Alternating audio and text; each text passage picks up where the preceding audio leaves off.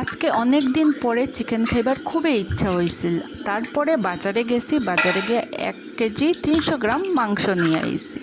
আর মাংস নিয়ে আওয়ার পরে তো শুরু হইলো আমার মাংসর সঙ্গে খুবই যুদ্ধ।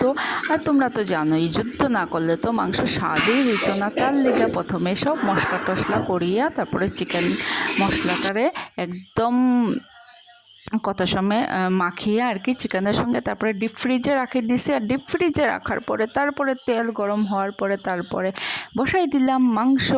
খুবই টেস্টি। বার দেখিয়া দেখো তোমরা একবার, কালারটা খুবই মজা লাগতে আসলো। দেখিয়েই লাগছে যে খাইবার ইচ্ছা করতে।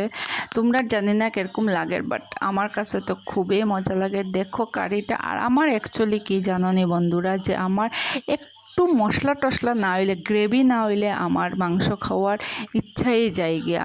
চোখে খাইলে মুখে খায় যে সবে কয়, ওইটাই আমার আর কি হয়ে যায়। তো আমি একটু মশলা টশলা দিয়া মাংস খাইতে খুবই মজা লাগে। আর যদি একটু মশলা টশলা কম হয় আমি খাইতেই পারি না। তার লিগা আজকে একটু মশলা উশলা দিয়া বানাইলাম। আর দেখো কালারটা বন্ধুরা জাস্ট অসম হয়েছে। দেখেই লাগে যে উফ বেজান খাইমু। আর এদিকে দেখো একটু কারি কারি টাইপ রাখছি, বিকজ ভাতের লগে খাইমু, যেহেতু কারি তো রাখতেই হইব।